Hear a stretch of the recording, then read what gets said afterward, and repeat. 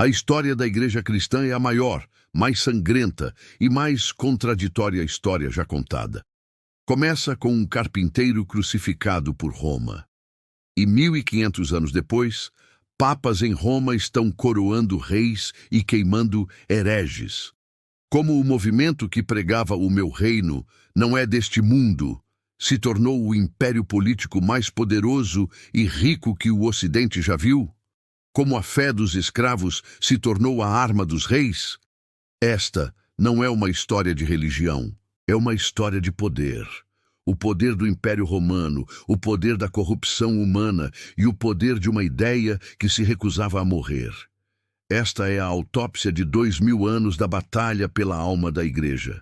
Começa como um incêndio. Um poder misterioso desce em Jerusalém. Os seguidores de um Messias morto e ressuscitado começam a falar em línguas e a curar os doentes. O movimento era puro, radical e perigoso. O império contra-ataca. O establishment religioso vê isso como uma ameaça. O primeiro mártir, Estevão, é arrastado para fora e apedrejado. E um homem chamado Saulo assiste, guardando as capas dos assassinos.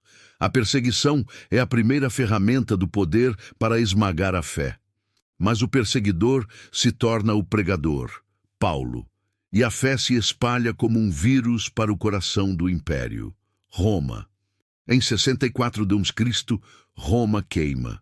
O imperador Nero, um louco no poder, precisa de um bode expiatório. Ele escolhe os cristãos. E aqui começa a verdadeira provação. Por quase 300 anos, ser cristão era uma sentença de morte. Eles eram caçados, crucificados, jogados aos leões, cobertos de piche e incendiados para iluminar os jardins de Nero. Esta é a igreja peregrina. Eles não tinham nada. Oravam nos esgotos e enterravam seus mortos em catacumbas. Eles eram o lixo do mundo. E, paradoxalmente, eles estavam no seu ponto mais forte. O império não entendia. O sangue deles era semente. Quanto mais Roma os matava, mais a fé crescia.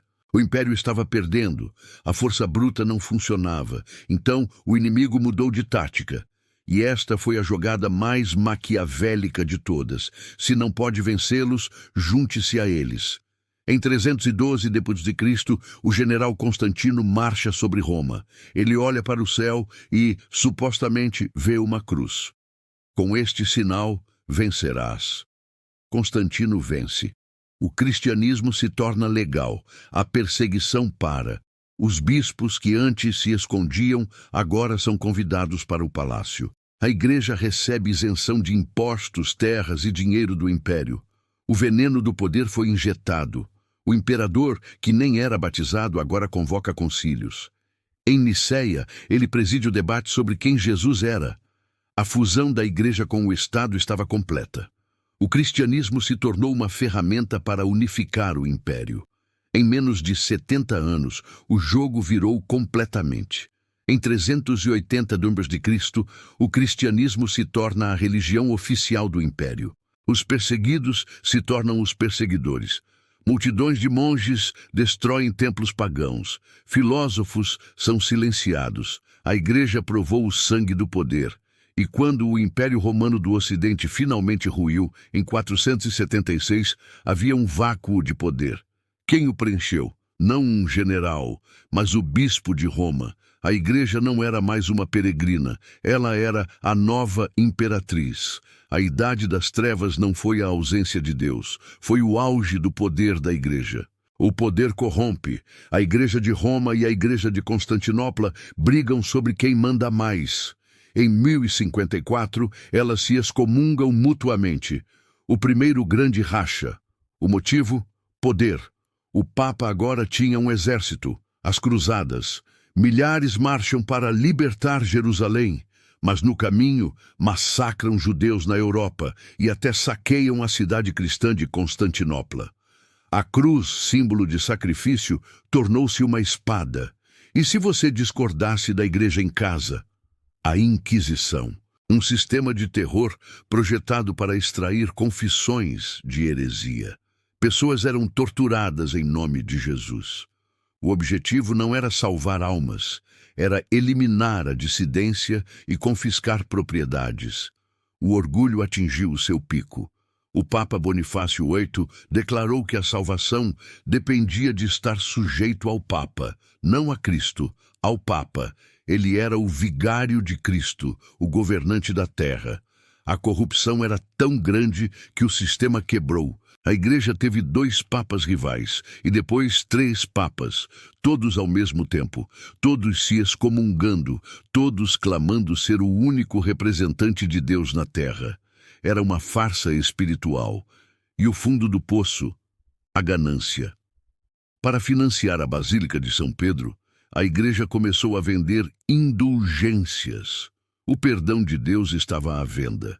Você podia pagar para tirar seus pais do fogo do purgatório.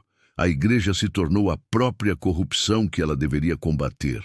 Mas dentro do sistema podre havia um monge alemão atormentado, Martinho Lutero. Ele tentou de tudo para encontrar paz. Jejuou, se açoitou, confessou por horas. Ele via Deus como um juiz furioso, até que ele leu a Bíblia. E em Romanos, ele encontrou a verdade que a Igreja havia enterrado: o justo viverá pela fé. A salvação não era uma transação. Não era algo que se comprava ou merecia. Era um presente. Quando o vendedor de indulgências, Tetzel, chegou à sua cidade, Lutero explodiu. Ele pregou suas 95 teses na porta da igreja, denunciando a farsa. Era para ser um debate acadêmico, mas graças à nova prensa de Gutenberg, tornou-se uma revolução. O Papa o excomungou. O imperador o declarou um fora da lei. Em Worms, eles exigiram que ele se retratasse. Lutero, sozinho contra o império e a igreja, declarou: minha consciência está cativa à palavra de Deus. Aqui estou. Não posso fazer outra coisa. O monopólio de 1000 anos da Igreja Romana quebrou. A reforma protestante nasceu. A Bíblia foi traduzida. A ideia de que todo crente é um sacerdote mudou o mundo. Mas a liberdade veio com um preço terrível. A Europa mergulhou em mais de um século de guerras religiosas. Católicos e protestantes se mataram brutalmente em nome do príncipe da paz.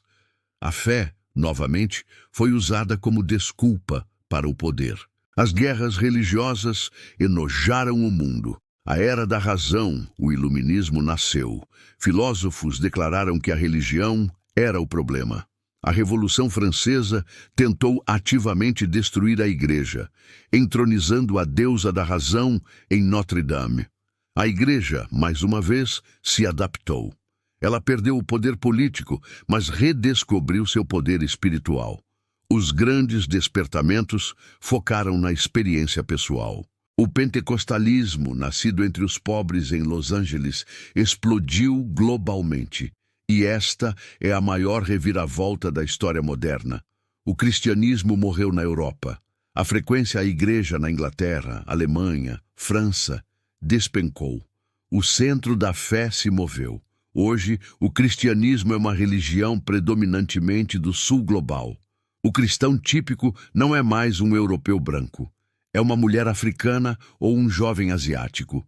A igreja peregrina renasceu nos lugares onde ela é novamente pobre ou perseguida. 2000 anos. De 120 pessoas em uma sala para 2,4 bilhões hoje. A história da igreja é a história da falha humana e da resiliência divina. É o paradoxo de uma instituição que, em seu pior, buscou o poder do mundo e, em seu melhor, o transformou.